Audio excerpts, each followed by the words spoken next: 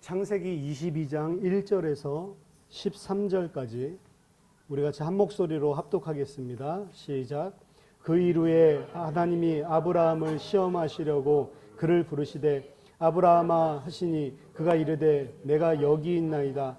여호와께서 이르시되 내 아들 내 사랑하는 독자 이삭을 데리고 모리아 땅으로 가서 내가 내게 일러준 한 산 거기서 그를 번제로 드리라.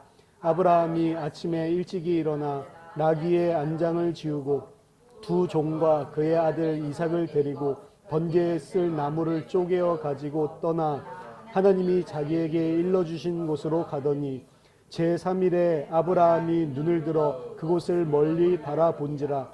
이에 아브라함이 종들에게 이르되 너희는 나귀와 함께 여기서 기다리라.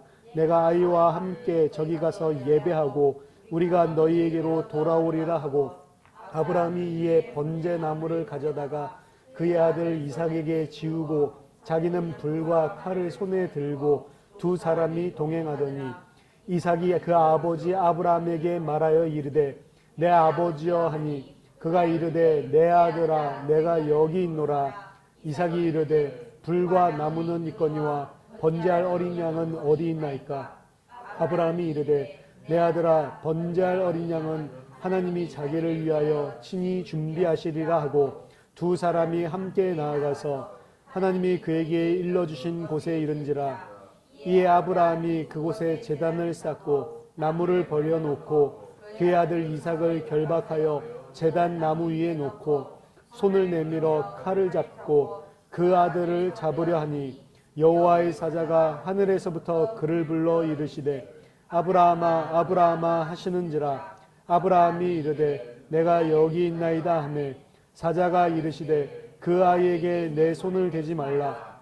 그에게 아무 일도 하지 말라. 내가 내 아들 내 독자까지도 내게 아끼지 아니하였으니 내가 이제야 내가 하나님을 경외하는 줄을 아노라. 아브라함이 눈을 들어 살펴본즉 한 순양이 뒤에 있는데 뿔이 수풀에 걸려 있는지라. 아브라함이 가서 그 순양을 가져다가 아들을 대신하여 번제로 드렸더라. 아멘. 믿음의 조상 아브라함 이야기를 통해서 믿음에 대해서 좀 더 이번 시간에도 알아보도록 하겠습니다. 결국 하나님께서 메소포타미아에 있을 때에 모든 것을 다 두고 하나님께서 지시할 땅으로 가라 말씀하셨지만 아브라함은 스스로 믿음의 결단을 내릴 수도 없었고 그 말씀을 들었지만 자기 자신이 행한 것이 아무것도 없습니다. 오히려 그 아버지 데라 우상장수죠. 데라가 가족들 식솔들 전체를 다 이끌고 나오죠. 그때 상황이 아브라함은 자식이 없었다라고 분명히 표현을 하고 있었습니다. 그리고 이제 아버지가 돌아가시고 나서 하란에 여전히 거주할 때 하나님이 두 번째 나타나셔서 또다시 명령하시죠. 내가 네게 지시할 땅으로 가라. 그때 아브라함이 나오는데 그때도 분명히 하나님은 본토 친척 아비 집을 떠나 모든 것을 다 내려놓고 나오라고 했지만 롯을 데리고 나오죠. 그 이유는 무자했기 때문에 그렇습니다. 이 고대 근동지방에 있어서 죽음이 굉장히 큰 문제였지만 죽음보다 더 큰 문제는 그때 당시는 영혼이나 뭐 천국이나 뭐 이런 걸 전혀 몰랐던 시대였기 때문에 내가 영원히 살 수 있는 방법이 아들을 통해서 생명이 연장된다고 생각을 했어요. 그래서 씨가 없이 죽으면 내가 이제 여기서 이 땅에서 끝나는구나. 그 죽음의 죽음이라고 불렀습니다. 그래서 아들을 갖지 못한 자는 굉장히 저주받은 자라고 생각을 했고 그의 씨가 그의 생명이 이제 완전히 멸절되는 거라고 생각을 했어요. 그러니까 아브라함이 사실은 솔깃했던 이유가 내가 너로 큰 민족을 이루겠다라고 하는 말이 아마 가장 솔깃했을 겁니다. 자녀가 없으니까. 하지만 준다고 해놓고 안 줄 가능성이 있잖아요. 거기에 대비해서 롯을 데리고 나왔다라고 생각을 합니다. 그러니까 여전히 아버지가 돌아가시고 하란에서 두 번째 부름을 받고 나섰지만 그 아브라함의 발걸음은 여전히 불신앙이 가득 차 있는 거죠.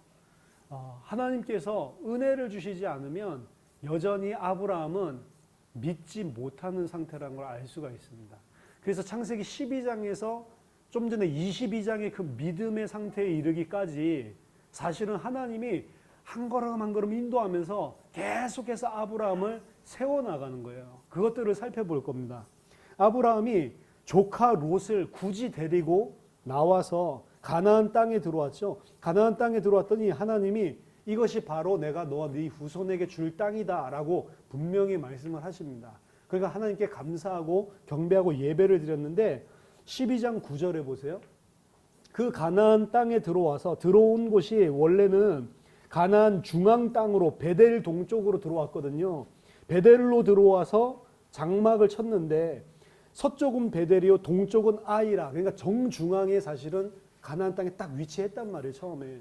근데 9절에 보니까 아브라함이 어떻게 해요? 점점 남방으로 옮겨갔더라 라고 나오죠. 남쪽 내려가면 됩니까 안 됩니까? 안 되죠. 그게 이제 아브라함의 영적인 상태인 거예요. 아무 이유도 없는데 점점 남쪽으로 옮겨갑니다. 이건 기근이 일어나기 전입니다.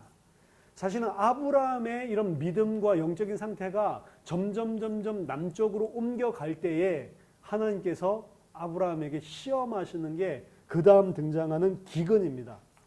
10절에 그 땅에 기근이 들었으므로 아브라함이 애굽에 거류하려고 그리로 내려갔으니 이는 그 땅에 기근이 심하였습니다. 점점 남방으로 내려가면 무슨 땅이 있죠? 애굽이 있죠. 안 그래도 기근 없을 때도 점점 남방으로 내려가고 있었는데 기근 딱 터지니까 냅다 애굽으로 도망가 버리죠. 아브라함은 가나안 땅, 이 땅이 내가 너에게 준 땅이고 네 후손들에게 줄 땅이다라고 하는 약속은 귀에 안 들어온. 왜? 자식이 없으니까. 자식이 없는데 무슨 네 후손이에요. 자식부터 주고 뭘 말해야지. 그리고 그 땅이 메소포타미아 최고의 도시 아닙니까? 그때 당시에 영수증 주고받고 수세식 화장실이 다 있었던 곳이에요. 그러니까 엄청나게 문명 발전된 곳에 살고 있다가 가나안 땅, 그 척박한 땅에 들어오니까 마음에 듭니까? 점점 남방으로 내려가는 거예요. 그러다가 이제 기근까지 터져버리니까 무슨 내 후손에게 줄 땅이고 뭐고 냅다 애굽으로 내려가 버리죠. 아무 거리까지는 이게 하나님이 나에게 약속하신 땅인데 왜 기근이 들지? 이것도 없어요. 그냥 기근 드니까 막바로 애굽으로 튀어버리죠. 이게 아브라함이 하나님의 말씀을 믿는, 말씀을 신뢰하는 수준이란 말이에요. 사실은. 내려가서 하는 일을 보세요. 그가 애굽에 가까이 이르렀을 때 그의 아내 사레에게 말하되 내가 알기에 그대는 아리따운 여인이라. 애굽 사람이 그대를 볼 때 이르기를 이는 그의 아내라 하여 나는 죽이고 그대는 살리리니 원하건대 그대는 나의 누이라 하라. 그러면 내가 그대로 말미암아 안전하고 내 목숨이 그대로 말미암아 보존되리라 하니라. 자, 이때 사레의 나이가 65세, 아브라함의 나이가 75세예요. 내가 알기에 당신 너무 예뻐. 뭐 65세가 얼마나 예쁜지 모르겠는데 아이러니한 거는 진짜 예뻤나 봐요. 나중에 보면 진짜로 바로가 후궁으로 취하려고 데리고 가잖아요. 어쨌든 예뻤나 봐요. 그러니까 내가 보기에 너무 아리따운 녀석. 그러니까 나를 이제부터는 그냥 내 누이라고 말하고 난 그냥 네 친오빠처럼 이렇게 하자. 이런 식으로 이야기를 합니다. 그리고 그 아내를 필요하다고 하니까 팔죠. 그냥. 그때는 다울이라고 해서 지참금을 줘야 되는데 결혼하려면 누구 딸을 혹은 동생을 아버지가 없을 때는 내가 결혼해서 데려가려면 이제 거의 내가 가지고 있는 돈을 어느 정도 주고 딜을 한단 말이에요. 지참금을 주고 그리고 취한단 말이에요. 바로가 왕이니까 얼마나 많은 지참금을 줬을까요? 거부가 돼가지고 올라온다고 나중에. 그러니까 엄청난 돈을 받고 자기 아내를 동생인 것처럼 해서 판 거죠. 나쁜 놈이죠. 그 이유를 분명히 설명하는데 여기 보면 내가 그대로 말미암아 안전하고 내 목숨이 그대로 말미암아 보존되리라. 살아야 진짜 거짓말 좀 해줘라. 그러면 내가 그대로 말미암아 안전하고 그대로 말미암아 목숨이 보존되리라. 맞아요? 자기 아내 때문에 목숨이 보존되고 아내 때문에 목숨이 유지되는 거예요? 아니잖아요. 목숨은 누구에게 달렸어요? 하나님에게 전적으로 달린 거잖아요. 근데 아브라함은 이 부인이 거짓말 해주면 내가 살고 거짓말 안 해주면 나는 죽는다라고 생각. 하나님은 전혀 없어요. 그러니까 육신적인 인본주의적인 생각에 가득 차 있는 거죠. 그것도 자기 아내를 팔면서까지 자기는 살아야 된다. 그 아내는 또 네 하면서 거짓말을 해줘요. 이것도 이상해요. 바가지를 긁지도 않고 네. 그래서 보통은 왜 아브라함의 이러한 논리, 말도 안 되는 설득을 그 아내는 들었을까라고 생각하는 거에 하나님의 언약을 끄집어냈다라고 생각을 하는 해석자들이 많습니다. 하나님이 말했다. 나를 통해 큰 민족 이룬다고. 근데 내가 여기서 죽어버리면 어떻게 하냐? 너는 거짓말해. 이렇게 이야기하는 거예요. 너는 팔려가든 말든 나는 살아야 돼. 왜요? 하나님의 언약 성취를 위해서. 우리가 하나님의 일을 하고 하나님의 약속을 이런 식으로 사용할 때가 많습니다. 나는 살아야 돼. 이거 인본주의 아니야. 하나님이 나 복 준다고 그랬어. 하나님의 백성으로 나를 높이 드신다고 그랬어. 그러니까 나는 잘 돼야 돼. 이런 식으로 하나님 들먹이면서 사실은 내가 원하는 거를 끌어당겨서 이야기를 하죠. 아브라함이 이런 상태입니다. 그러니까 사례도 그런가 보다 깜빡 속았죠. 이래가지고 팔려가죠. 너무 아름다워서 취했는데 아브라함은 그로 말미암아서 양과 소와 노비와 암수나기와 낙타를 얻게 되고요. 거부가 돼서 올라오게 됩니다. 이 일 때문에 17절에 보니까 하나님께서 아브라함을 책망하시는 것이 아니라 누구를 책망하세요? 바로를 책망하고 바로를 죽이려고 합니다. 큰 재앙을 바로의 집에 내리고 그리고 모든 태를 다 막아버리고 하여튼 하나님께서는 사실은 아브라함에게 진노해야 되는데 거꾸로 바로를 치신단 말이에요. 그러니까 바로가 나중에 알아채죠. 네가 어찌하여 나에게 이렇게 하였느냐. 여러분 어디서 읽어보셨죠? 창세기 3장에서 네가 어찌하여 이렇게 하였느냐 하나님이 여자에게 묻죠. 왜 그 선악과를 먹었느냐. 똑같은 문장이 나옵니다. 그게 죄를 이야기하는 겁니다. 아브라함이 그냥 단순하게 내려간 게 죄가 아니고 약속과 하나님을 전혀 신뢰하지 않는 그리고 기준이 누구예요? 자기가 기준이 되어 있는 그 상태로 애굽에 내려가 있는 게 사실은 바로에게서 이 말을 듣는다면 얼마나 창피하겠어요. 하나님한테 책망 듣는 것도 아니고 불신자의 입을 통해서 네가 어찌하여 이렇게 하였느냐라는 말을 듣게 하시는 겁니다. 그를 네 아내라고 내게 왜 말하지 아니하였느냐? 네가 어찌 그를 누이라여 내가 그를 데려다가 아내를 삼게 하였느냐? 자, 네 아내가 여기 있으니 이제 데려가라 라고 하니까 네, 그리고 냅다 데리고 가죠. 정말 낯짝이 두껍습니다. 그래서 이때 애굽에서 거부가 돼가지고 가나안 땅으로 롯과 함께 올라옵니다. 근데 아브라함이 이 사건을 통해서 이 창세기 12장의 첫 번째 하나님이 아브라함에게 믿음을 주시는 사실은 믿음을 성장케 하시는 사건인데 이 사건 통해서 아브라함은 한 가지를 얻었어요. 진짜 나는 안 죽는가 보다. 하나님이 나를 책임지나 보다. 여기에 대한 거는 분명하게 나를 갖다가 큰 민족을 삼고 축복한다고 복을 주신다고 하는데 진짜 맞나 보다라는 생각 뭔가 하나는 탁 들어가 버렸습니다. 이 시간 이후로 아브라함은 물질적인 것 때문에 지금 가나안 땅에 있다가 내려가게 된 게 물질적인 이유 때문에 기근드니까 내려간 거잖아요. 근데 물질적인 거에 있어서는 이때부터는 전적으로 하나님을 딱 인정해 버려요. 하나님이 나 먹여 살리는구나. 하나님이 나 책임지는구나 라고 하는 것을 완전히 믿어버립니다. 13장에 보니까 이렇게 큰 은금이 풍성하고 소와 양과 떼들을 몰고 다니고 이게 축복인 줄 알았는데 이렇게 해서 올라와서 다시 베델로 가나안 땅의 가장 중앙으로 다시 올라오죠. 네게부 남쪽 사막 광야를 지나서 베델로 다시 올라옵니다. 이곳에서 롯과 함께 소와 양을 치는데 롯도 엄청나게 소유가 많아지고 자기도 소유가 엄청나게 많아지니까 롯의 목자들과 종들과 자기 종들 사이에 싸움이 일어나는 거예요. 이 싸움이 일어났을 때 한 것을 보면 아브라함이 물질에 대한 부분들과 자기 생명에 대한 부분들이 하나님이 자기를 붙들고 있구나라고 하는 믿음이 창세기 12장 사건을 통해서 생겼음을 알 수 있습니다. 13장 8절에 보니까 아브라함이 롯에게 이르되 우리는 한 친족이라 나나 너나 내 목자나 네 목자나 서로 다투게 하지 말자. 네 앞에 온 땅이 있지 아니하냐. 나를 떠나가라. 네가 좌하면 나는 우하고 네가 우하면 나는 좌하리라. 이에 롯이 눈을 들어 요단 지역을 바라본즉 소알까지 온 땅에 물이 넉넉하니 여호와께서 소돔과 고모라를 멸하시기 전이었으므로 여호와의 동산 같고 애굽 땅과 같았더라. 조카 롯 자기 형의 아들이죠. 형이 죽어버려서 자기가 지금 데리고 있는 건데 조카 롯에게 싸우지 말자. 네가 먼저 택해라. 동서남북 바라보고 네가 원하는 대로 가라. 네가 동하면 나는 서하고 네가 좌하면 나는 우하고 우하면 내가 좌할 거다. 이랬더니 네 삼촌 이러더니 제일 좋은 땅 골라가지고 나가는 거예요. 애국 같고 에덴과 같은 그 땅. 보통 이렇게 이야기를 해도 조카 같으면 아니요 삼촌. 삼촌이 먼저 택하세요. 삼촌이 좌하면 제가 우하고요. 우하면 좌할게 이러는데 이 인간도 네 이러더니 바로 자기가 선택을 해가지고 가장 좋은 기름진 땅을 택해가지고 나간단 말이에요. 조카가 이러니까 싸움을 하지. 안 그러면 싸움을 하겠어요? 이래가지고 택해서 나가는데 그 택한 곳이 소알 땅인데 거기에 어디가 있어요? 소돔과 고모라가 있는 땅입니다. 그래서 11절에 롯이 요단 온 지역을 택하고 동으로 옮기니 지금 망하러 가는 거죠. 동쪽으로 간다는 것은 남쪽으로 가고 동쪽으로 가는 것은 망하러 가는 것입니다. 그리고 영적인 상태가 하나님과 상관없는 선택을 지금 하고 있는 게 동으로 움직이는 거라고요.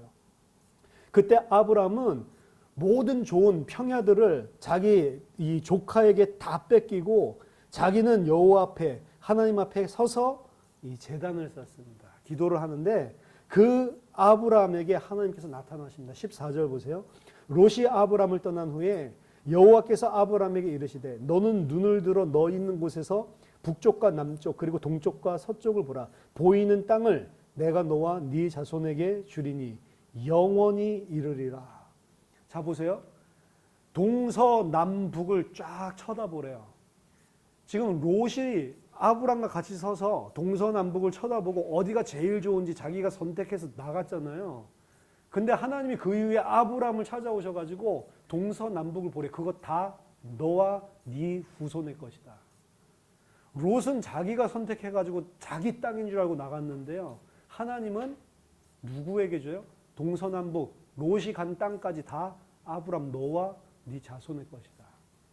우리가 뭔가를 소유하고 우리가 뭔가 택해가지고 내 거라고 생각하는데 그렇지 않습니다. 하나님이 모든 것을 주시는, 모든 것을 공급해 주시는 주권자라고요. 롯이 아무리 그거 선택해서 나가도 하나님이 안 주면 자기 거 아니라니까요. 롯이 아무리 그게 축복된 것 같고 그게 아무리 좋은 것이라고 여기서 자기가 취하려고 해도 하나님 안 주면 자기 거 아닙니다. 하나님은 롯은 자기가 선택해서 이제 삼촌이 이 땅 오지 마세요. 여기 내 땅이에요. 찜해서 나갔는데 하나님은 아니다. 동서남북 봐라. 그거 다 네 거다라고 이야기를 한단 말이에요. 물론 이것이 아브라함에게 성취되지는 않아요. 아브라함은 조그만 막벨라굴 하나만 얻고 죽는다고요. 하지만 하나님은 분명하게 약속을 주셨습니다. 그리고 그 약속을 아브라함은 지금 안 믿고 있어요. 안 믿고 있지만 나중에는 그 약속을 믿는 자가 됩니다. 지금은 아직은 안 믿어요. 하나님은 단지 원리를 보여주시는 거예요. 너희들이 선택하고 너희들이 하는 거 아니다. 모든 것들이 다 내 손 안에 있고 내 언약 안에 모든 것들이 다 있다라고 하는 걸 보여주는 거예요. 그래서 롯이 그 소알 땅을 택해서 나갔지만 그건 롯의 땅이 아니라는 겁니다. 하나님께서 하나님의 백성 아브라함의 후손에게 영원히 줄 땅으로 세워놨다는 거예요. 14장에 보니까 전쟁이 일어나가지고 그 좋은 천국과 같은 땅을 택해서 나갔었던 롯이 전쟁통에 소돔 고모라 왕까지 다 포함해가지고 전쟁포로로 끌려가게 되죠. 전쟁포로로 끌려가게 됐다는 소문을 듣고 아브라함이 가병 318명을 동원해가지고 쫓아가가지고 왕 4명을 구해주고 자기 롯과 그 조카 그 소유들 전부 다 뺏어가지고 돌아오게 됩니다. 318명 가지고 5명 왕이랑 싸워가지고 뭐 4명 왕이랑 싸워가지고 이랬다는 게 좀 믿기지 않는데 어쨌든 318명 자기의 가문들과 그리고 함께 연합군을 자기 나름대로 모아서 가서 대승을 거두고 롯과 그 조카 그리고 소돔 고모라 왕까지 전부 다 구해가지고 돌아오는 장면입니다. 그때 소돔과 고모라 왕이 아브라함에게 제안을 하죠. 고맙다라고 하면서 여기 있는 모든 우리 국민들을 살려줘서 고맙다. 여기 있는 모든 재물들 다 가지고 가라라고 이야기를 하죠. 그러니까 아브라함이 뭐라고 이야기합니까? 너에게서 신들매 하나도 내가 받지 않겠다라고 이야기를 합니다. 왜냐? 나중에 내가 거부가 되고 많은 재물을 쌓을 건데 그때 너가 말하기를 그때 내가 줬었던 재물 그때 내가 줬던 그거 가지고 아브라함이 부자 됐다라고 말하지 못하도록 내가 신들면 하나도 받지 않겠다. 나랑 같이 온 에스골 형제랑 저 사람들에게 줄 것들만 감사로 줘라. 나는 단 하나도 받지 않겠다라고 선포를 한다고요. 그러니까 이게 창세기 12장의 재물과 물질에 대한 사실은 연약함이 있었는데 그 애굽 내려갔다 올라온 사건을 인해서 뭔가 그 부분에 대한 거는 확실한 뭐를 가진 것 같아요. 하나님 나를 굶어 죽게 안 하시는구나. 하나님 나를 거부가 되게 하시겠다. 이런 식으로 물질적인 거에 대해서 전혀 얽매이지 않고 하나님을 신뢰하는 자가 된 것 같아요. 안 그러면 우리는 받았을 건데 그거. 그렇죠? 아 이거 하나님이 주시는 건가 보다라고 받았을 건데 우리 상식에도 사실은 맞지 않도록 당연히 받게 돼 있는 거예요. 그거는. 근데 그것까지도 오히려 거부하는 그런 모습을 볼 수 있습니다.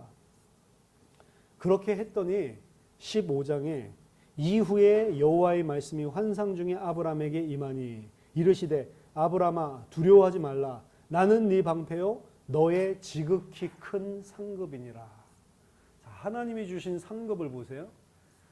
내가 너의 방패고 내가 너의 상급이다. 여러분 믿음의 상급은 뭐냐? 하나님이에요. 하나님. 우리가 믿음을 가졌을 때 뭔가 이 땅의 부요를 누리는 게 아니고요. 이 땅의 부요와 비교할 수 없는 하나님을 상급으로 받는 거예요. 이거보다 더 큰 게 어디 있어요? 우리가 믿음을 가지게 됐을 때 하나님의 성령이 우리 속에 계시잖아요. 천국 가서 이런저런 상급 없습니다, 여러분. 전 옛날에 부흥사들이 너희들이 똑바로 신앙생활 하지 않으면 천국 가서도 개털모자 쓰고 다닌다? 이러면서 다른 사람들 전부 다 면류관 쓰고 다니는데 너희는 개털모자 쓰고 다니는데 아 개털모자가 뭐지? 개털모자 본 적이 있어요? 들어본 적도 없는 개털모자를 쓰고 다녀서 너무 창피하다고. 그래서 아 개털모자 쓰고 다니면 안 되겠다. 좀 헌금도 하고 좀 뭐를 해서 내가 좀 상급을 받아야지 개털모자 쓰고 다니면 안 되겠다. 여러분 생각해 보세요. 천국에 갔는데도 무슨 다이아몬드 면류관 쓰고 다니는 사람이 있고 루비 면류관 쓰고 다니는 사람이 있고 어떤 사람은 그냥 야구모자 쓰고 다니는 사람이 있고 어떤 사람은 개털모자 쓰고 다닌다고 하면 그러면 그거 안 부러울까요? 아, 나도 저 다이아몬드 쓰고 싶은데 상급을 그런 식으로 천국에서 받는다고 하면 천국도 1등 지상주의예요. 1등만 원하는 더러운 세상. 막 한국 사람들이 그러잖아요.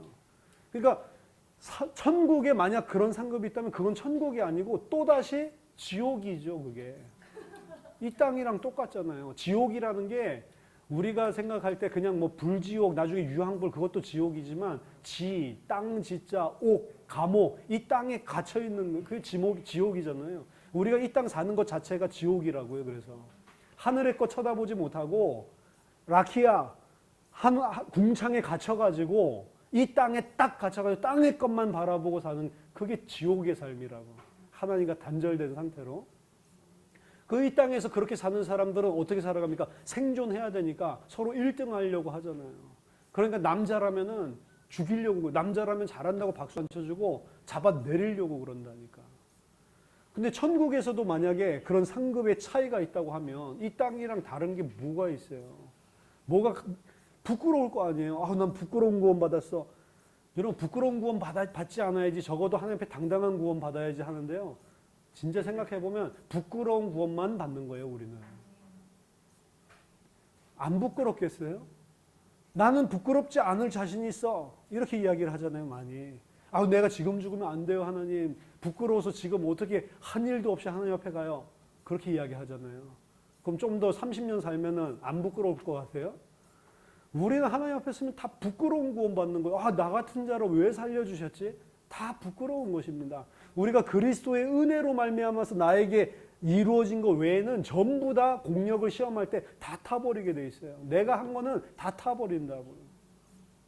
누구든지 다 부끄러운 구원을 당하는 거예요. 내가 한 것이 없는데 하나님의 은혜로 받은 거.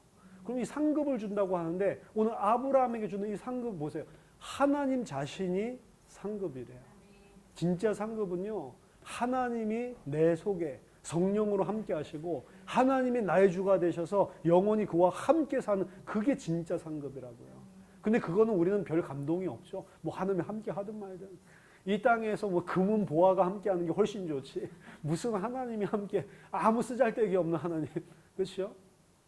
로또 당첨되고 뭐 수십억이 갑자기 나에게 탁 터지면은 부들부들 떨면서 하나님 감사합니다 할 거예요. 근데 하나님 내가 너의 상급이야. 그럼 아니 뭐 하나님 상급이든 말든 뭐 그렇죠.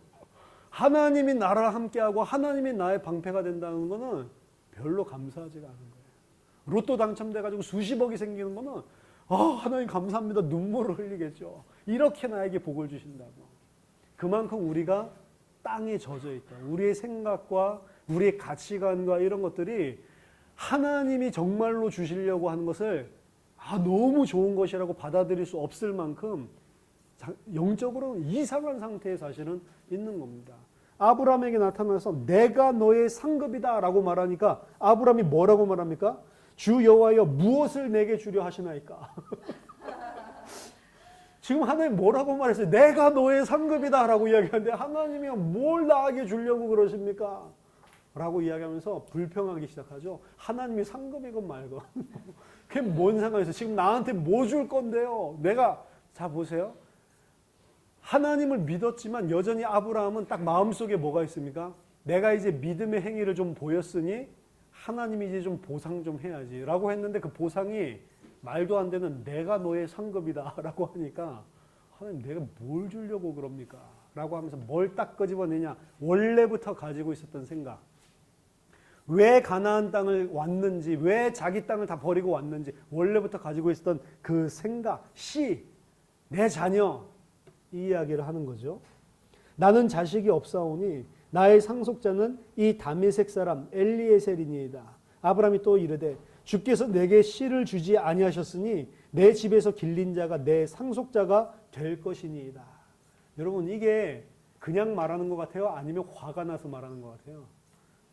하나님이 씨를 안 주셨으니까 내 종, 이 다메섹 엘리에셀이 내 상속자가 될 거예요. 이렇게 말하는 거예요? 아니면 하나님, 당신이 지금 나에게 씨를 안 주니까 내가 그 씨 준다고 해서 75세 다 버리고 나왔는데 지금까지 안 주니까 그러면서도 나는 당신을 믿어가지고 이 재물도 하나도 받지 않고 이 믿음으로 당신을 신뢰했는데 당신은 나한테 씨를 안 주셨으니까 이 사람이 난 내 상속자가 되겠네.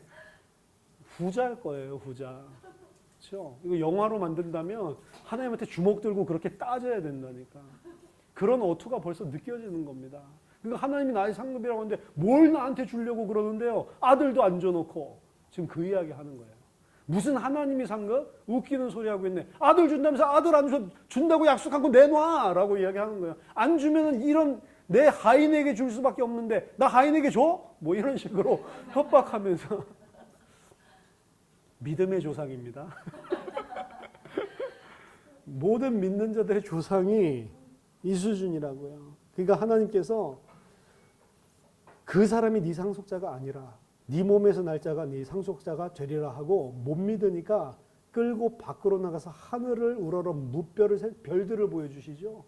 그때 당시 얼마나 별이 많겠어요. 네 자손이 이와 같으리라. 하나님 참 인격이십니다. 인격. 나 못 믿어 라고 한 방 딱 때려버리면 되는데 안 때리시죠. 손을 탁 끌고 나가서 별을 쳐다봐라. 저 별처럼 네 후손들이 많아질 거다 라고 이야기를 하니까 이 아이러니하게 아브라함이 딱 그걸 보더니 아브라함이 여호와를 믿으니 여호와께서 이를 그의 의로 여기셨다라고 합니다. 아브라함이 아들 주실 것을 믿었다라고 하지 않고 아브라함이 여호와를 믿으니 하나님의 약속을 믿는다고 하는 것은 하나님을 믿는 거예요. 하나님 자신을 신뢰하는 걸 말합니다. 하나님의 말씀을 믿는다고 하는 것은 그 말씀 주신 하나님을 신뢰하는 것과 관계가 있는 거예요. 그 말씀 안 믿는 것은 말씀 안 믿는 그게 중요한 게 아니고 마찬가지로 하나님 말씀 순종하는 것도 마찬가지입니다. 순종하는 것은 그 말을 순종해서 잘 지켰다. 그게 중요한 게 아니고 순종하는 게 아니고 하나님을 신실하신 분이라는 것을 믿고 신뢰하는 거란 말이에요. 모든 믿음이라고 나와 있는 단어를요. 신뢰로 바꾸면 더 성경에서 정확하게 말하는 의미를 알 수 있습니다. 믿음은 신뢰예요. 여호와를 신뢰하니 이것을 그의 의로 여기셨다라고 이야기를 합니다. 또 그에게 이르시되 나는 이 땅을 네게 주어 소유로 삼게 하려고 너를 갈대아인의 우르에서 이끌어낸 여호와니라. 그가 이르되 주 여호와여 내가 이 땅을 소유로 받을 것을 무엇으로 알리까? 창세기 12장 1절 3절 보면 두 가지 약속이 있습니다. 땅에 대한 약속과 씨에 대한 약속이에요. 씨에 대한 약속은 네 후손을 큰 민족을 이루겠다는 게 씨에 대한 약속이고, 땅에 대한 약속은 가나안 땅, 이 땅을 너와 네 후손에게 주겠다라고 하는 건데, 지금 첫 번째에 대한 부분 다미색 엘리에셀을 이야기하면서 하는 것은 씨에 대한 부분이고요. 그 다음에 하나님이 꺼내지도 않은 이 땅을 주겠다 다시 한번 약속하셨던 걸 끄집어내시죠. 근데 그때의 이 아브라함의 반응도 이 땅을 나에게 줄 것을 무엇으로 알 수 있습니까? 또 이야기합니다. 이게 아브라함의 상태예요. 그러니까 창세기 12장 1절 3절 이야기 듣고 나왔지만 전혀 안 믿고 있는 상태라는 것을 보여주는 겁니다. 그러니까 하나님이 못 믿겠냐라고 이야기하더니 동물들, 짐승들을 갖다가 전부 다 가지고 와가지고 다 쪼개놓고 기다리라고 하죠. 그리고 그 사이에 횃불이 지나가면서 여호와 하나님이 그 사이를 지나가면서 피의 동맹, 피의 언약을 맺으십니다. 그건 무슨 소리냐면 고대 근동지방에서 동물들을 다 짜게 놓고 그 사이를 맹주와 그리고 그 신화되는 그 주가 같이 걸어가면서 만약에 이 언약을 어길 시에는 누구든지 이 동물처럼 짜게져서 반으로 쪼개져서 죽을 거다. 그러니까 반드시 이룰 거다라고 하는 약속을 맹세하는 것입니다. 그래서 하나님께서 못 믿으니까 별 보여주시고 못 믿으니까 그때 당시에 있었던 언약 체결하는 그 장면을 스스로, 근데 이 언약을 체결할 때 원래 관습에 따르면 아브라함과 하나님이 같이 지나가야 돼요. 근데 여기 보니까 아브라함과 하나님이 같이 지나가는 게 아니고 여호와를 상징하는 횃불만 지나가죠. 이 언약은 사람과 뮤추얼로 상호 간에 맺는 언약이 아니라는 거예요. 하나님이 사람과 맺는 언약은 상호 간에 조약을 체결하는 게 아니고요. 일방적으로 하나님이 맺으시고 일방적으로 하나님이 성취하시는 겁니다. 그리고 자기 자신이 반드시 그걸 성취할 거라는 것을 보여준 것에 불과한 거예요. 하나님은 우리와 의논하시고 언약을 체결하는 게 아닙니다. 하나님의 작정은 사람이랑 의논하고 사람의 상태를 갖다가 보고 그런 식으로 작정하시는 게 아니에요. 하나님은 무조건 자기 기쁘신 뜻대로 작정하시는 거고, 작정하셨으면 무조건 하고 그거를 이루어내시는 겁니다. 하나님이. 예를 들어서 하나님이 나를 기뻐하셔서, 기뻐하신 게 왜 기뻐하셨는지를 인간은 생각할 수 없어요. 나를 택했다라고 한다면 이 택한 자는 무슨 수를 써서든지 하나님이 믿도록 만드십니다. 근데 그 믿게 만드실 때에 하나님은 인격이시기 때문에 우리를 억지로 귀신같이 나타나가지고 시달리게 만들고 그렇게 해서 믿게 하는 게 아니에요. 하나님은 믿을 수밖에 없고 이 말씀을 듣고 은혜를 받을 수밖에 없도록 완벽하게 그 사람을 인도하시고, 하나님께서 은혜 받을 수밖에 없는 거를 우리가 딱 믿음으로 하나님 앞에 고백할 때까지 계속해서 반복하면서 하나님이 열심히 일하신단 말이에요. 아멘. 그 우리가 결심한 것 같고 우리가 결단한 것 같지만 아니라니까요. 하나님이 계속 그렇게 될 때까지 우리를 인도하셨다니까요. 나중에 여러분들이 천국 가서 하나님께서 나에게 행하신 것을 다 알게 되면 깜짝 놀랄 겁니다. 우리가 생각할 때는 내가 30대에 그때 예수님 앞에 그 눈물 콧물 쏟으면서 결단하고 하나님 앞에 무릎 꿇고 그때부터 내가 하나님의 백성이 되었다 생각할지 모르겠지만, 그 시간이 오기까지 하나님께서 30년 동안 그 전에도 계속 기회를 주고 있었는데 내가 다 거부한 거예요. 근데 하나님은 반드시 자신의 열심으로 자기가 택하신 백성들을 살려낸단 말이에요. 내가 하는 게 아니고 하나님이 하신다는 겁니다. 그래서 내가 결단하고 무릎 꿇는 것과 하나님이 하시는 것이 부딪히는 법이 없는 거예요. 아멘. 하나님이 다 하시는 거라니까요. 우리는 자유의지를 가지고 했다고 생각하지만 자유의지가 아니라니까요. 하나님이 그렇게 하도록 끝까지 참고 기다리면서 그 시간표를 주셔서 내가 무릎 꿇게 된 거라니까요. 그걸 알게 됐을 때, 아, 이게 다 하나님이 하셨구나 고백할 수 있게 되는 거예요. 전적으로 우리가 예수를 정확하게 알고 믿게 된 것은 내가 잘한 것이 하나도 없고 하나님이 완벽하게 인도했다는 걸 돌아보면 알게 돼 있다. 그거를 잘 모르는 거죠. 그 말은 여러분 명심할 거는 지금 앞으로의 미래도 마찬가지라는 거예요. 내 힘이 필요치가 않다는 거예요. 하나님은 나에게 계획하신 것을 반드시 이루는 거예요. 그러니까 여러분 점쟁이들 찾아다닐 필요가 없는 것입니다. 예언하는 자들 찾아갈 필요가 없어요. 왜 예언하는 자들 찾아가죠? 교회 안에서. 점쟁이 못 찾아가니까 예언하는 자 찾아가는 거예요. 점쟁이한테 듣고 싶은 이야기를 무당하게 갈 수는 없으니까 저 사람은 하나님 믿는 성령 받은 은사 받은 자라고 하니까 그 사람이 가서 받는 거예요. 근데 교회 안에 그 예언하는 자들도요. 제가 보니까 귀신 들린 사람이랑 똑같아요. 매 한 가지예요. 말하는 거며 뭐든지 그 안 맞는 것까지도 똑같아요. 그러니까 믿지를 말라니까요. 왜 우리가 미래가 그렇게 알고 싶습니까? 안 믿어지는 거예요. 하나님이 완성시켜 놓고 나를 완전하게 인도한다고 안 믿어지니까 계속 그걸 물어본다고요. 근데 그런 마음의 상태를 가지고 물어보는 자에게 답을 주는 게 성령이라고 생각하세요?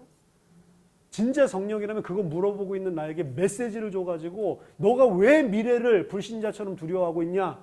깨닫게 만들고 믿음을 가지게 만들어야지. 그거 갖다가 이런 일이 일어날 거니까 조심해. 올해 물을 조심해야 되겠어. 그게 성령이에요? 귀신이지? 성령은 절대로 그렇게 역사하는 법이 없다니까요. 또다시 세월이 흐릅니다.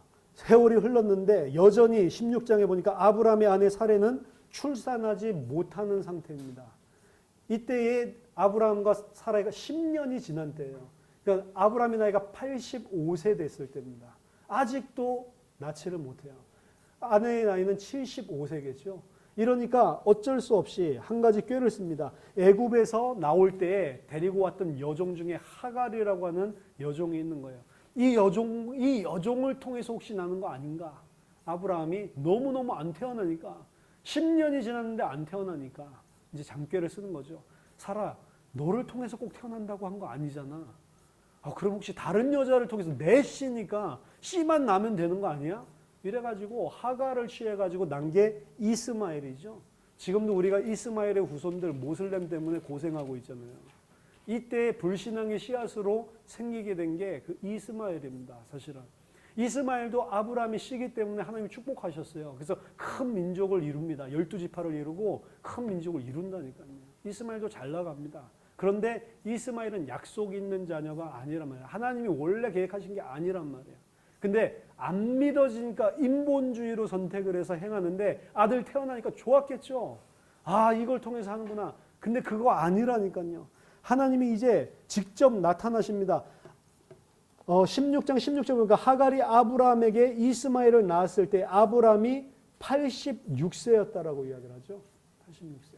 그러니까 85세 때에 이 일을 행하고 86세 때 그러고 나서도 사실은 하나님이 이 이스마엘을 통해서 그 씨를 이루는 것이 아니고 사라를 통해서 그 씨를 이루려고 이미 작정하셨기 때문에 이스마엘은 하나님의 언약의 대를 이을 그 씨가 아니다라는 걸 분명히 하십니다.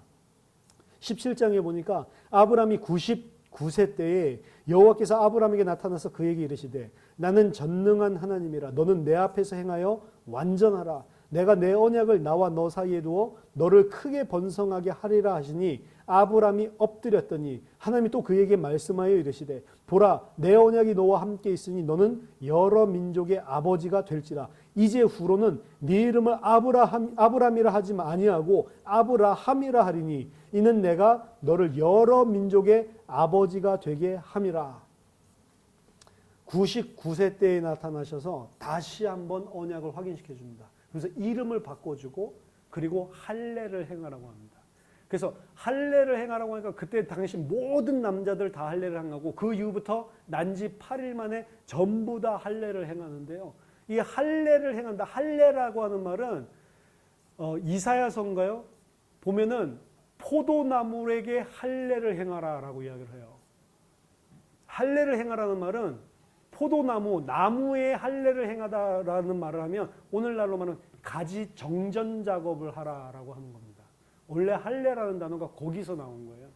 그러니까 왜 우리가 가지 정전 작업을 하죠? 큰 열매가 맺게 하기 위해서 잔가지들을 치고 가장 좋은 이 가지만 남겨두고 가장 좋은 꽃봉오리 생기는 것만 남겨둬가지고 열매가 제대로 맺히게 하려고 가지 치는 작업을 한다고요.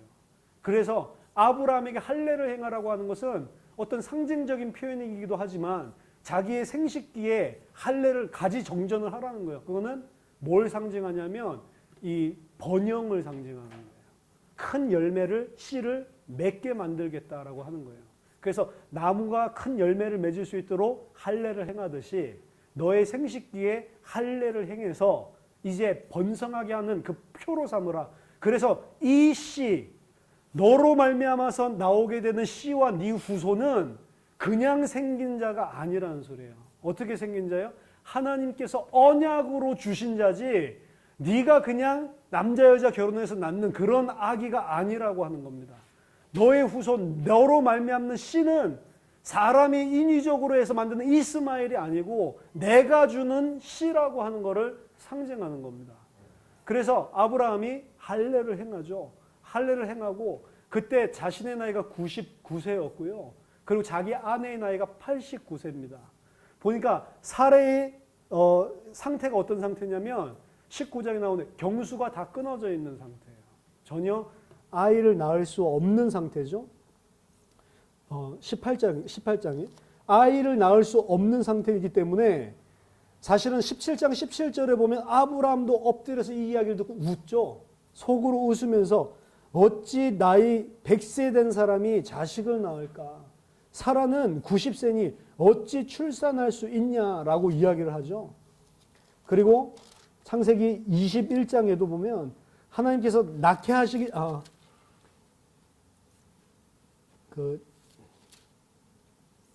살펴보겠습니다. 18장에도 보면 천사들이 찾아와서 아들을 약속했을 때 18장 11절에 아브라함과 사라는 나이가 많아 늙었고 사라에게는 여성의 생리가 끊어졌다라고 이야기했죠. 전혀 아이를 낳을 수 없는 상태였습니다. 그러니까 사라가 속으로 웃고 이르되 내가 노쇠하였고 내 주인도 늙었으니 내게 무슨 즐거움이 있으리요. 이 즐거움이라고 하는 것은 에데나라고 하는 단어인데 에데나라고 하는 것은 에덴 동산에서 알 수 있듯이 풍성함, 비옥함을 이야기합니다. 어찌 내가 비옥해서 젊은 여자와 같이 출산할 수 있으리요라고 비웃게 됩니다. 그러니까 아브라함도 비웃었고 그리고 사라도 비웃었죠. 웃고 있는데 천사가 여호와께서 아브라함에게 이르시되 사라가 왜 웃으며 이르기를 내가 늙었거늘 어떻게 아들을 낳으리요 하느냐. 여호와께 능하지 못한 일이 있겠느냐? 기한이 이를 때 내가 다시 내게로 돌아오리니 사라에게 아들이 있으리라. 사라가 두려워 부인하여 이르되 내가 웃지 아니하였나이다. 이르시되 아니라 네가 웃었느니라. 다 알고 계시죠? 안 웃었다고 하는데 아니야 웃었어. 그래서 나중에 낳은 아들 이름이 이삭입니다. 이삭, 웃음. 하나님 비웃어가지고 나 볼 때마다 기억하라는 거. 너 비웃었지? 아니야 웃었어 너. 그때 안 믿었잖아. 계속 안 믿었다는 걸 보면서 기억하는 거예요. 아 내가 그때 안 믿었었지. 안 믿었었는데 하나님이 나에게 강권적으로 찾아오셔서 이삭이 생기게 하셨지. 이 사실을 기억하게 하는 겁니다. 전혀 믿을 수가 없죠. 생리가 다 끊어졌어요. 나이가 99세고 89세입니다. 이때 당시에도 그거는 늦은 나이였다고요. 75세 때만 되더라도 늦었다고 조바심을 냈고 85세 때 이스마엘 낳을 때만 해도 그래도 힘이 있었는데 그때도 뭔가 굉장히 늙은 나이에 낳은 아이였고 100세가 된 자가 어떻게 낳을 수 있겠냐. 히브리서 11장 보니까 죽은 것과 방불하던 자라고 이야기를 했어요. 더 이상 하나님께서 태가 더 이상 출산하지 못하는 상태였고 아브라함과 사라의 상태가 죽은 자와 방불하던 그런 상태였다. 이렇게 이야기를 합니다. 절대로 자신들의 힘으로는 생산할 수 없는 그런 상태까지 하나님이 끌고 가신 겁니다. 75세 때 불러내서 그때는 아직도 뭔가 힘이 있어서 자기 힘으로 할 수 있다고 했는데 안 주세요. 그리고 99세까지 가만히 기다리신 겁니다. 언제요? 언제까지? 나는 안 된다. 하나님이 하지 않으면 안 된다고 할 때까지 하나님이 기다리신 거예요.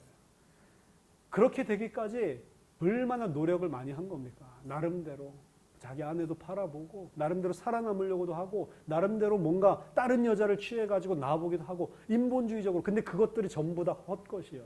하나님은 그게 아니기 때문에.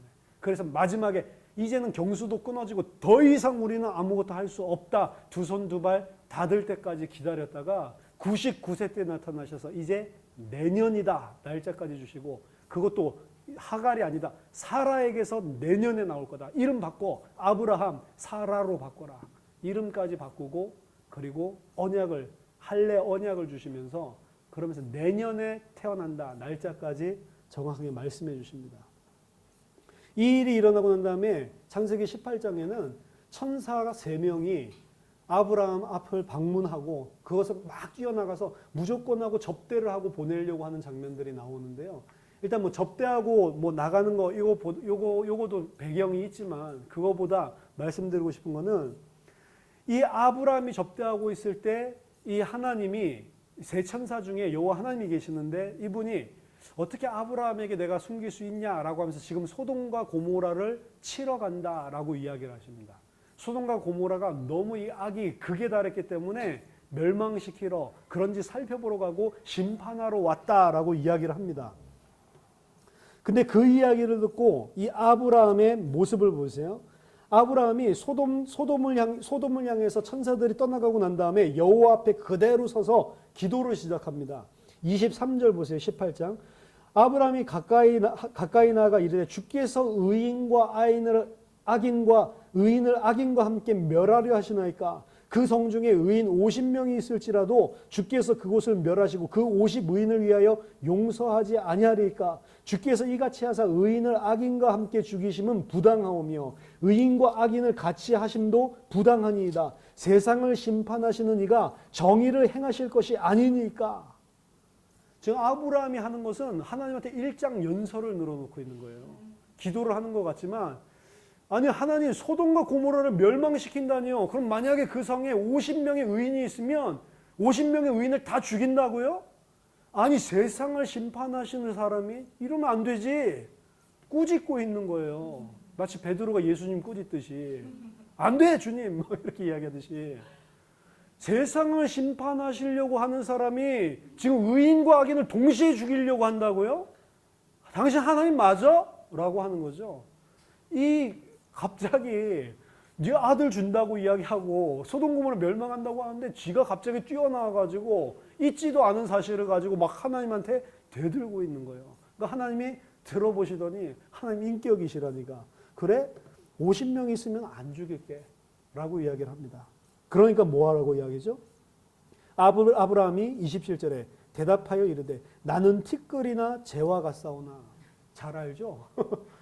아파르라고 우리는 하나님 앞에 티끌이나 재와 같습니다 라고 끝나야 되는데 같사오나.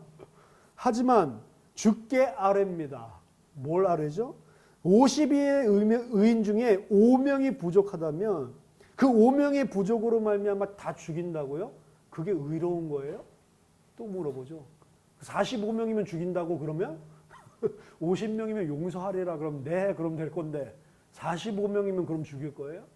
그 다음에 또 물어보죠. 티끌 같은 놈이 한번 묻겠다고 하더니 그럼 45명을 인하여서도 내가 용서해 주겠다라고 이야기하니까 또 말하죠. 주여 노하지 마옵소서 말씀하게 하옵소서. 거기서 30명을 찾으시면 어찌하시려 하시나이까. 그렇죠? 31절에 내 주께 감히 아뢰나이다. 20명을 찾으면 어떻게 하시려는데요. 그리고 32절에 마지막 주는 노하지 마옵소서. 하여튼 이 인간이 꼬박꼬박 존댓말 쓰면서 지 할 말 다 하고 있다고요. 내가 이번만 더 아뢰이리이다. 거기서 10명을 찾으시면 어찌하려 하시나이까. 그 10명으로 말미암아 멸하지 아니하실렵니까? 라고 하니까 내가 10명을 찾아도 멸하지 않겠다.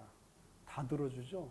그러니까 아브라함이 어떻게 되는지 보려고 언덕에 앉아서 소돔 고모라를 쳐다보고 있었대요. 어떻게 하는지 보자. 하나님이. 누구 생각나죠? 요나 생각나지 않으세요? 어떻게 하나 보자 이래가지고 딱 꼬라보고 있죠. 멸망시키나 안 시키나.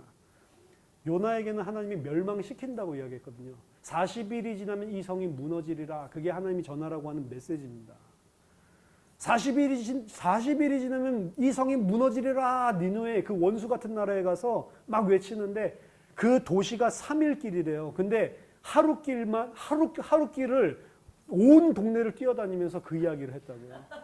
사흘길인데 사흘길 되는 데를 하루 만에 뛰어가면서 막 뛴 것 같아. 전속력으로. 이 인간들을 말하기 싫으니까. 이러니까 제대로 메시지를 들었겠어요. 40일이 이러고 휙 지나가 버리고 지나가면 휙 지나가 버리고 이러면서 돌아다니까 알아듣겠어요? 그 사람들이 웅성해서 모레 40일이래 뭐 무너지리라래 뭐 다 저 40일이 지나면 이 성이 무너진대. 말도 안 되게 그냥 엉뚱하게 메시지 했는데 전부 다 돼지까지 베옷을 입고 앉아가지고 이 회개를 하잖아요. 보면은 12만 명이 돼지들과 함께 전부 다 회개를 하잖아요.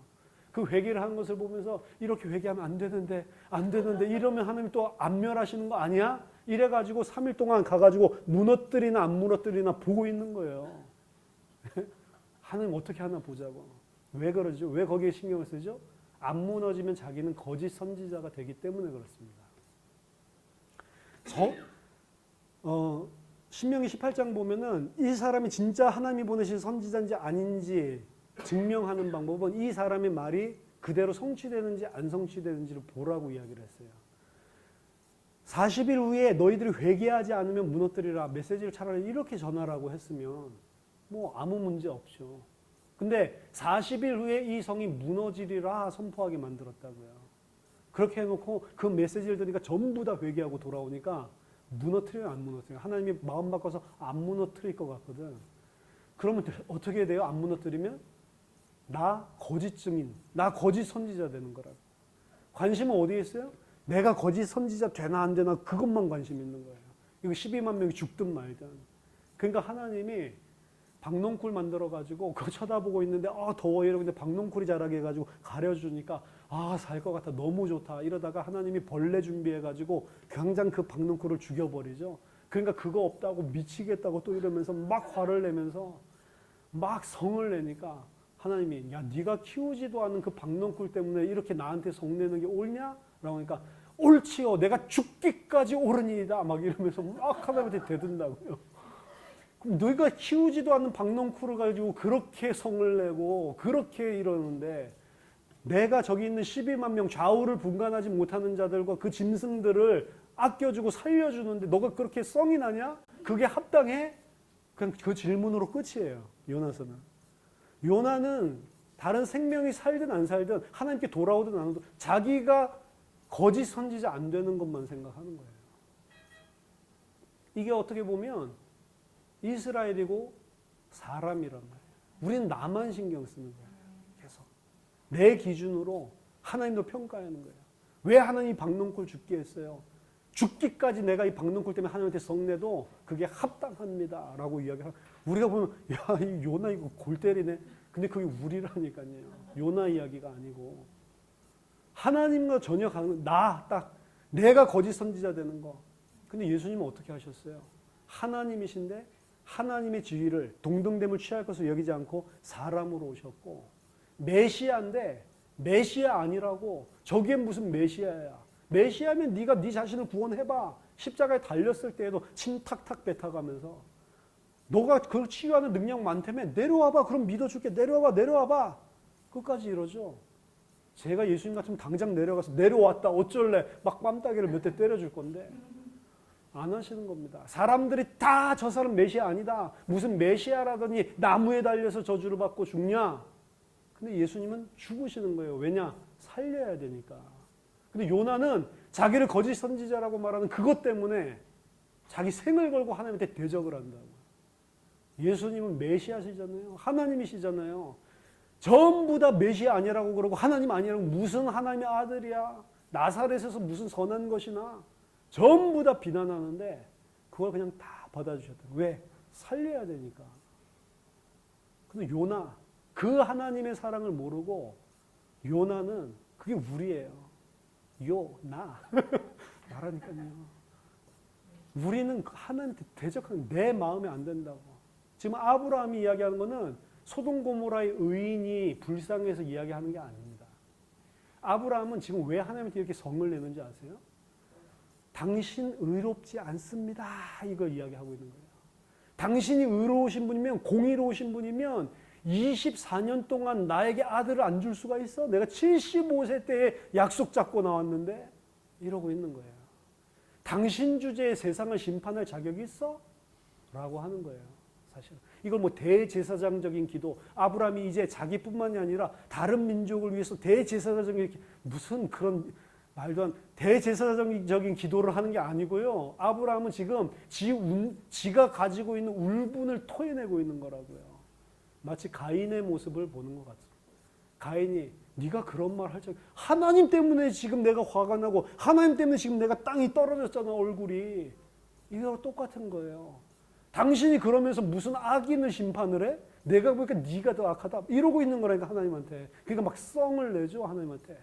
말로는 계속 한 번만 더 알았겠습니다. 그러고 나서 한 번만 더 티끌입니다. 감히 아랍니다. 이렇게 하면서 결국엔 뭘 말하냐? 천하를 심판하시, 세상을 심판하시가 그런 식으로 하면 돼요?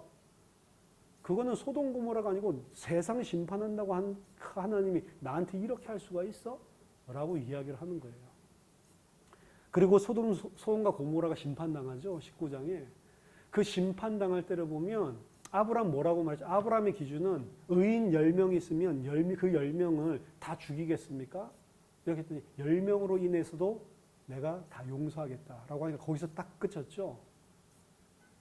그럼 하나님은 9명이네? 그럼 의인을 9명 죽여버립니까? 하나님 그런 분 아니라고요. 소돔 고모라 멸망당하는 이 모습을 보면 롯과 그리고 그 처와 그 자식들 있죠.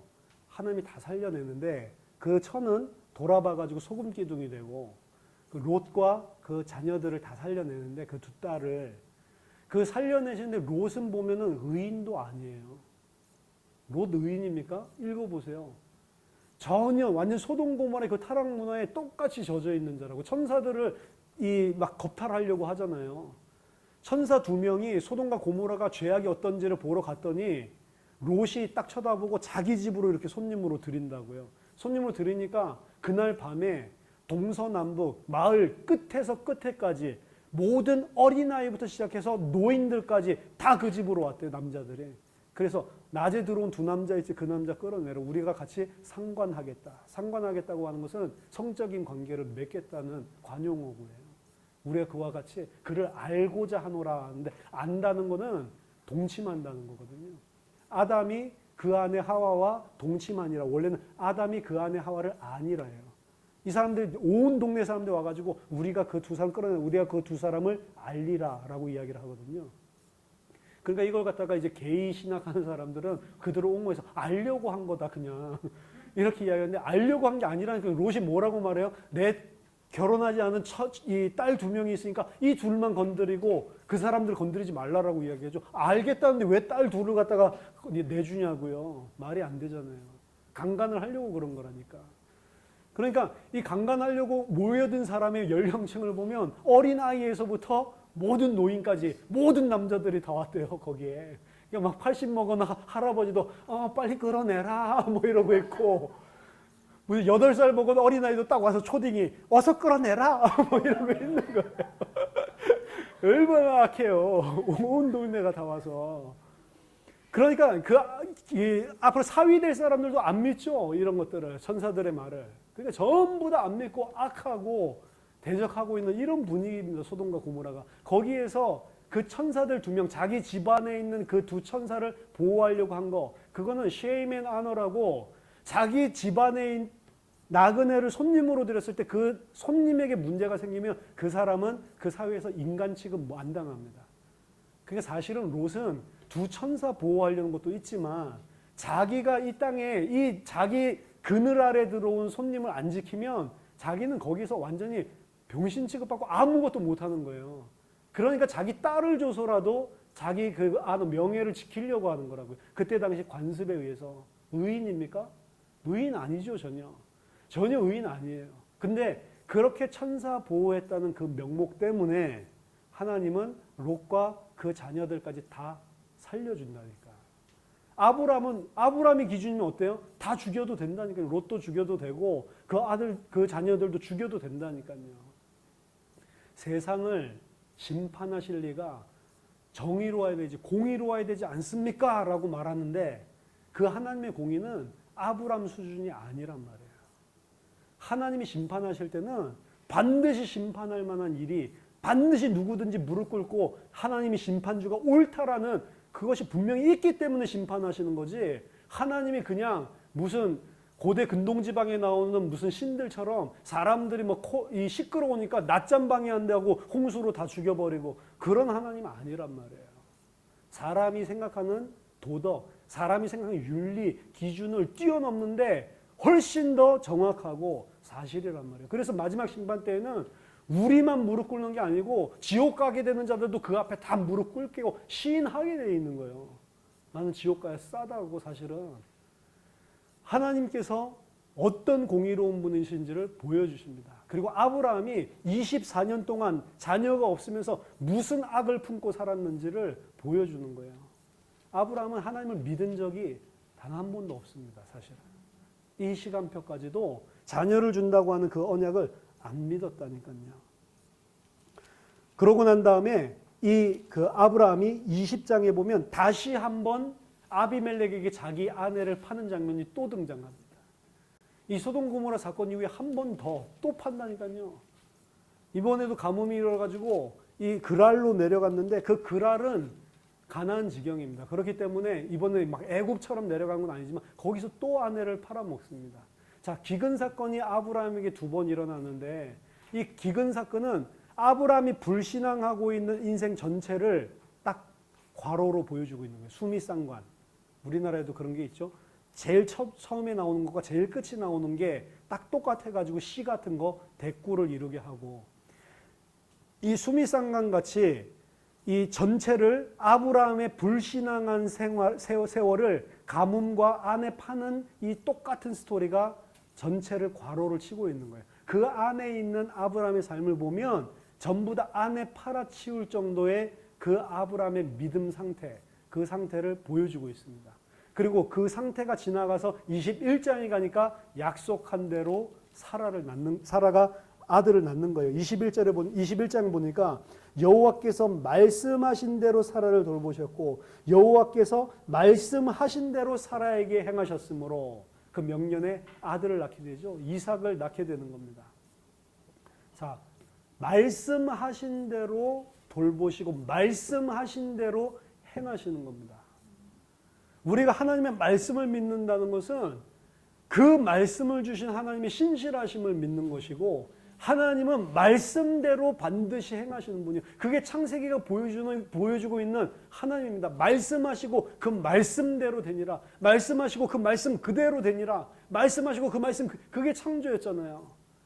하나님의 말씀은 반드시 그대로 되는데 그 하나님의 말씀에 자유의지를 가지고 자기의 주권적인 의지를 가지고 대적하는 존재가 있는데 그게 인간이란 말이에요.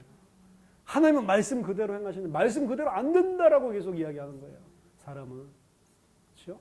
그러면서 하나님이 신실하지 않다라고요. 사람이 신실하지 않습니까? 하나님이 신실하지 않습니까? 아브라함이 신실하지 않습니까? 아니면 하나님이 신실하지 않습니까? 하나님은 처음부터 말씀하셨고 아브라함은 단 한 번도 믿은 적이 없었다니까요.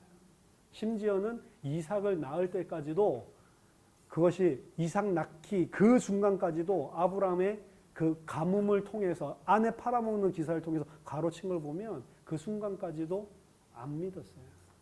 왜냐하면 내년에 낳게 된다라고 하고 난 다음에 소돔 고모라를 위해서 기도하는 그 장면이 나오거든요. 안 믿었어요. 사라도 웃었고 그리고 아브라함도 비웃었습니다. 근데 하나님이 그들을 돌보시고 주권적으로 이삭을 주신 거예요. 저희 웨스민스터 교수님은 20장에 나와 있는 이 사건이 뭘 보여준다라고 이야기를 하냐면, 지금 24년이 지났으니까 이 사라의 나이가 몇 살입니까? 89세잖아요. 89세, 24년이 지나서 89세가 됐는데 그랄에 갔더니 또 그랄의 아비멜렉과 그 종들이 우와 예쁘다 이래가지고 또 결혼을 했대요. 18장에 명년에 경수까지 다, 생리까지 다 끊어졌는데 내년에 아들이 날 거다라고 했죠. 그러고 나서 그랄에 내려갔는데 와 아름답다 이래서 또 결혼을 하려고 89세 꼬부랑 할머니랑 첩으로 취하려고 또 이러고 있었다니까. 말이 안 되죠. 그 말이 안 되는 일을 이야기하고 있는데 이걸 보고 사라가 하나님의 기적적인 능력으로 24년, 최소 24년 이상을 회춘했다라는 것을 보여준다. 사라가 이미 65세 때 체험했잖아요. 얼마나 자신이 아름다운지. 24년이 지났는데 65세 때와 똑같이 24년 전과 똑같이 사람들은 보고 미인이라고 극찬을 했다는 거예요. 그러면 피부와 얼굴과 탄력과 이런 것들이 24년 전으로 되돌려졌다는 거죠. 여러분 70세 나이 되신 분이랑 80세 나이 되신 분이랑 비교해 보면 급속도로 사실은 변하죠. 요즘에도 보면 요즘 80세까지 많이 사시니까 70이랑 60이랑 70 틀리고 70이랑 80은 근데 60에서 70 가는 거랑 70에서 80 가는 거랑 보면 이 70에서 80 가는 건 더 급속하게 사실은 늙거든요. 나이가 먹으면 먹을수록 그 100살 정도 되신 분들은 거의 허리도 못 펴고 잘 걷지도 못합니다. 말도 못하고. 근데 지금 이 사라는 고령이었단 말이에요. 근데 24년이 흘렀어요. 그럼 어떻게 되겠어요? 아무리 24년 전에 아름다웠어도 여러분 24년 후에 어떻게 되겠어요? 아직도 탱탱할 것 같아요? 아니라니까요. 그래서 회춘했다. 그리고 경수도 돌아오고 회춘하고 이걸 보여주는 거다라고 이야기를 하더라고요. 만약에 회춘했다라고 한다면 그 증거가 나와야 되잖아요. 그 증거가 사라의 나이라고 합니다. 성경에 보면 남자들 죽은 나이만 나오지 여자 죽은 나이는 안 나오거든요. 그럼 24년을 사라가 회춘했다고 한다면 맞죠? 적어도 89세부터 24년은 더 살아야 되겠죠. 사라의 나이가 24년 훨씬 더 살았습니다. 그 사라의 죽은 나이가 여자 죽은 나이로는 거의 유일하게 나와요. 그래서 진짜로 24년 회춘했구나 이게 증거다라고 이야기한다. 어쨌든 사라가 아기를 낳은 거는 그냥 낳은 게 아니고 육신적으로도 회춘하고 하나님께서 죽은 자와 같이 방불했던 그 자를 도로 생명을 생산할 수 있는 상태로 돌려놨다는 거예요. 우리가 정말로 하나님의 언약을 가지고 있으면 젊어진다는 거예요. 화장품 바르지 마시고. 그러니까 하나님께서 아브라함과 사라에게 약속하시고 말씀하신 그대로 주셨습니다. 너에게서 날 후손은 큰 민족이 이런 것은 사라를 통해서 난다고 딱 태어났어요. 얼마나 기뻤겠어요. 그리고 세월이 흘렀습니다. 지금 이삭이 나무를 지고 번제할 나무를 지고 산을 올라갈 수 있었다는 것은 거의 청소년 때라고 봅니다. 그러니까 10여 년이 흐른 거예요. 10여 년이 흘렀는데 어느 날 갑자기 하나님이 네가 사랑하는 네 독자 이삭을 내게 번제로 바쳐라 라고 이야기합니다.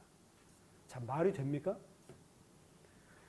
사라를 통해서 준 이삭을 통해서 하나님께서 언약을 이루신다면서요. 근데 번제로 바치면 어떻게 돼요? 하나님이 말한 거랑도 맞지를 않아요. 일단 내 아들을 죽이라고 요구하는 것도 하나님이 요구할 만한 사항도 아니고 하나님이 말씀하신 이삭을 통해서 내가 언약을 맺는다고 했는데 그 이삭을 번제로 바치라는 겁니다. 말이 안 되죠. 만약에 아브라함이 이전의 생각 같았으면 당장 따지고 들었을 겁니다. 세상을 심판하실 리가. 그 생각 같았으면 당장 말이 돼? 하나님 미쳤어? 이러겠지. 이삭이랑 한다고 해서 이삭 지금 죽이라면 그게 말이 돼? 에 이렇게 하겠죠. 근데 그 말 듣자마자 바로 새벽에 끌고 가서 죽이려고 한다니까요. 아들이 물어보는데 하나님이 준비하실 거야. 믿음으로 고백했다라고도 볼 수 있지만 어떤 의미에서는 말할 수 없어서 이야기했었던 것일 수도 있어요. 어쨌든 아브라함은 분명한 건 알았습니다. 이 이삭을 죽여서 번제로 태워서 제로 만들더라도 하나님은 그 죄 가운데서 다시 살려서라도 이삭을 통해 한다고 했으니까 이삭을 통해 그 언약을 이룰 거다를 믿었어요. 그게 믿음입니다. 믿음은 눈에 보이고 되어지는 현상을 믿는 건 믿음 아니에요. 이게 시계다. 그럼 믿음 아니에요. 이거 시계잖아요. 믿음은 현실에 나타나지 않았는데 현실에는 되는지 안 되는지 불확실성이 있는데 그것을 하나님이 말씀하셨기 때문에 믿는 걸 믿음이라고 하는 거예요. 그렇죠? 하나님께서는 이삭을 통해서 장차 큰 민족을 이룰 거라고 약속을 했기 때문에 그걸 믿으면 현실은 어떻게 되든 상관이 없는 겁니다. 그 약속을 믿는 거예요. 그러니까 내가 죽여도 다시 살려서라도 하나님은 하나님의 언약을 이룰 거다. 하나님을 믿은 것입니다. 그 부분 히브리서 11장에 나와 있죠. 히브리서 11장 17절에 아브라함은 시험을 받을 때 믿음으로 이삭을 드렸으니 그는 약속들을 받은 자로 돼. 그렇죠? 이삭은 이미 약속을 받은 자죠. 그 외아들을 드렸느니라. 그에게 이미 말씀하시기를 네 자손이라 칭할 자는 이삭으로 말미암으리라 하셨으니 이미 이삭을 통해서 약속했죠. 그가 하나님이 능히 이삭을 죽은 자 가운데서 다시 살릴 줄로 생각한지라. 비유컨대 그를 죽은 자 가운데서 도로 받은 것이니라. 죽여서 번제로 드린다 하더라도 다시 살릴 줄을 믿었다니까. 왜냐? 하나님이 약속했기 때문에요. 그게 믿음입니다. 현실에 있는 논리상 합리상 안 맞는 걸 가지고 따지는 게 아니고 그냥 하나님 말씀했으니까 믿는 거예요. 그게 믿음이라고요. 그래서 하나님께서 그 불신앙했었던 아브라함 처음부터 생각해 보세요. 처음부터 시작해가지고 24년 동안 그렇게 불신앙했었던 아브라함을 참고 참으면서 끌고 와가지고 결국에는 창세기 22장에 그 어떤 상황에서도 하나님을 전폭적으로 믿는 믿음의 사람으로 바꾸신 겁니다. 그 믿음을 들었을 때 네가 네 사랑하는 독자, 네 아들 이삭을 아끼지 않았기 때문에 이제야 비로소 네가 여호와를 경외하는 줄을 아노라. 이게 여호와를 경외한다는 것은 이 믿음을 말해요. 이 믿음이 없으면 그건 여호와를 경외하는 게 아닙니다. 여호와를 경외한다고 하는 것은 하나님 두려워하고 하나님 이게 아니고 하나님이 주신 말씀은 반드시 그 말씀 그대로 이루어진다라고 하는 것을 믿는 거예요. 그게 믿음입니다. 그리고 그것을 어떤 상황과 현실과도 타협하지 않고 믿음을 가졌을 때 그때에 비로소 하나님께서 창세기 12장 1절에서 3절 약속하신 그 약속을 다시 한번 확인시켜주면서 더 이상 아브라함은 시험이 없어요. 시험 통과한 겁니다. 제가 봤을 때 이 수준이 장성한 자예요. 하나님은 우리를 장성한 자로 세우려고 하십니다. 장성한 자가 돼야 교회를 섬길 수 있다고 하거든요. 장성한 자가 된다는 기준은 믿음인데 그 믿음은 창세기 22장 여호와를 경외하는 이 수준입니다. 이 수준이 됐다고 해서 아브라함이 대단한 거 아니에요. 또 새 장가 들어가지고 또 애들 엄청 낳죠. 아브라함이 윤리 도덕적으로 막 그렇게 위대한 사람이 아닙니다. 그렇죠? 이 정도 됐으면 믿음의 조상 됐고 이삭 됐으면 가만히 있어야지. 또 죽으니까 냅다 또 결혼한다니까. 그 나이에. 그래가지고 또 애들 엄청 낳죠. 생육하고 번성하는데 아브라함이 윤리 도덕적으로 완전하기 때문에 의인이고 그리고 장성한 자라는 소리가 아니고 적어도 장성한 자가 되고 하나님께 딱 합격 판정을 받으려면 창세기 22장의 믿음이어야 되는 거예요. 하나님을 이 정도는 신뢰해야. 빌립보서 1장 6절에 보니까 너희 속에 착한 일을 시작하시니까 그리스도 예수의 날까지 너희를 완성시켜 나갈 것을 믿는다고 했거든요. 하나님께서 우리에게 착한 일을 시작하셨습니다. 예수를 믿게 만드셨고 하나님 백성이 되게 하셨는데 우리를 그리스도 예수의 날까지 완전한 자로 온전한 자로 세우시고 우리를 그리스도 앞에 흠없게 오늘 아브라함을 성화시켜 나간 것처럼 우리를 성화시켜서 하나님 앞에 완전한 자로 만드실 것입니다. 믿음의 사람으로 만드실 것입니다. 하나님이 하실 거예요. 저희들이 하는 것이 아니고 저희들은 하나님이 기회를 계속해서 허락하시는데 그 기회를 주실 때마다 믿음으로 고백하시면 됩니다. 못해도 괜찮아요. 만약 내가 하나님의 백성이라면 또다시 하나님은 나에게 세울 수 있도록 기회 주실 거기 때문에 깨달으면 됩니다. 하나님 또 기회를 놓쳤네요. 또 기회를 놓쳤네요. 제가 믿음을 보여줄 수 있는 기회였었는데 하나님 죄송합니다. 다음 기회는 진짜로 이런 상황이 왔을 때 내가 믿음을 고백하고 하나님 죽겠습니다. 나 죽어도 괜찮으니까. 그리고 다음에 그런 상황은 진짜 믿음을 발휘해 보세요. 우리는 죄를 지을 수밖에 없었던 죄의 상태에서 그리고 영화의 단계 죄를 지을 수도 없는 상태로 자라나가는데 그 사이에 구원받은 자는 어떤 상태인 줄 아세요? 우리는 다시 죄를 지을 수도 있고 죄를 짓지 않을 수도 있는 상태입니다.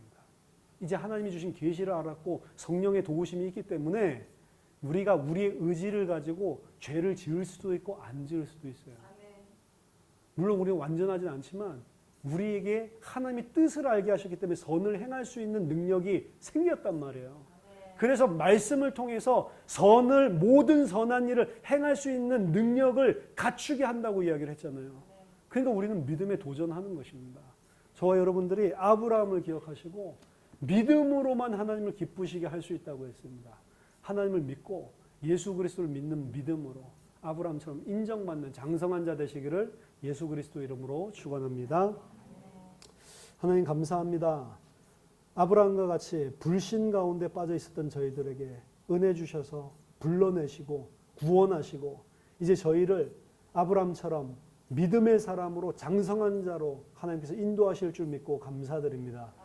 하나님 어떤 상황 환경에서도 정말 아브라함처럼 믿음의 고백을 하는 그 시간표가 내게 속히 올 수 있도록 은혜를 더하여 주시고 하나님 앞에 날마다 무릎 꿇고 하나님 앞에 절대적인 순종을 하는 주의 백성으로 성도로 살아갈 수 있도록 은혜 허락하여 주시옵소서. 예수 그리스도 이름으로 기도하옵나이다. 아멘.